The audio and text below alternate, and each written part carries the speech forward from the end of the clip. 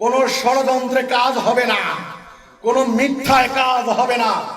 আমার বক্তব্য সারা দুনিয়ার মানুষ এখন দেখতে পাচ্ছেন।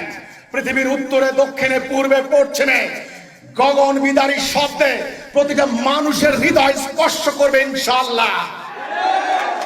তখন তোমরা পালাতে পারবে না। কাজেই তাড়াতাড়ি তওবা করো, পরিশুদ্ধ হও। বাংলাদেশে একমাত্র আমি, আমার কোনো পাসপোর্ট ভিসা নাই। তোমরা বলেছ বাংলার মাটি থেকে বিতাড়িত করে দেবে। আমি বলছি আমরা বাংলার মাটি থেকে এক পাও নড়ব না।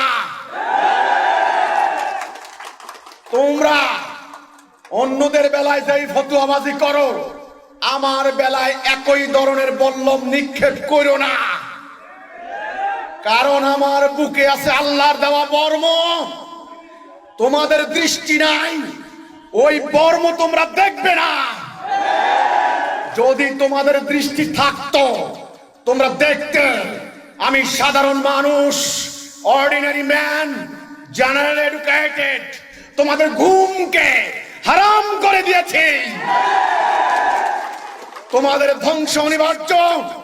এখন তোমরা কেবল চূড়ান্ত ধ্বংসের জন্য তৈরি হও।